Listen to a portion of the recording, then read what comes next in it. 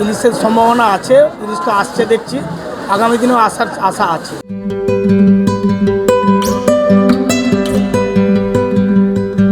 মরশুমের শুরুতেই চওড়া হাসি দীঘা মোহনার মৎস্যজীবীদের মুখে। ইলশেগুড়ি বৃষ্টিতে জালে জলের রূপলি শস্য ইলিশ। প্রতি বছরের মতো এবছরও 15ই জুন পর্যন্ত ইলিশ ধরায় নিষেধাজ্ঞা ছিল। রবিবার থেকে নিষেধাজ্ঞা উঠেছে, আর তারপরে দুর্যোগের পরিস্থিতির মধ্যে সমুদ্রে মাছ ধরতে যেতেই লক্ষ্মী লাভের আশা প্রশস্ত হল মৎস্যজীবীদের।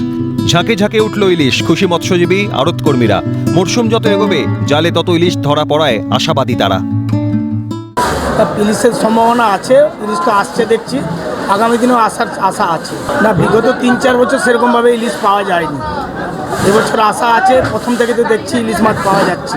হ্যাঁ, আজ থেকে প্রায় ইলিশ আমাদের শুরু হয়ে গেছে, ইলিশও পাওয়া যাবে। বিগত দিনে আপনারাও জগন্নাথ মন্দির দর্শন করতে এসে পেয়ে যাবেন ইলিশ। মৎস্য মন্দিরে দীঘা মোহনাতে এলে আপনারা আসুন, এলে আপনারা দীঘা মোহনা থেকে ইলিশ কিনতে পারবেন।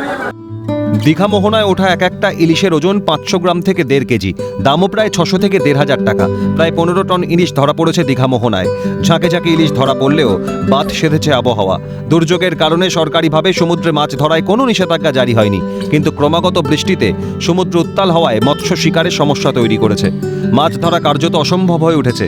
তার মধ্যেও আশাবাদী Digha fisherman and fish traders অ্যাসোসিয়েশনের সম্পাদক শ্যামসুন্দর দাস। ওয়েদারটা খুব খারাপ থাকার জন্য সব ফিশারম্যানরা আবার ফিরে আসছে। যদিও আবহাওয়ার সতর্কবার্তা নেই, কিন্তু সমুদ্রে খুব রোলিং রয়েছে, তার জন্য ফিরে এসছে। তবে যে ওয়েদার আমরা এখন দেখতে পাচ্ছি, আমরা আশা করছি যে মাছ এবছর ভালো হবে, অন্যান্য বছরের চেয়ে ইলিশ খুব ভালো হবে।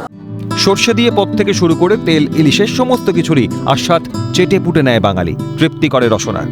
মরশুমের বাকি সময়েও আরও ইলিশ উঠুক চাইছেন সমস্ত বাঙালি। বিনোদ মণ্ডলের রিপোর্ট, ক্যালকাটা নিউজ।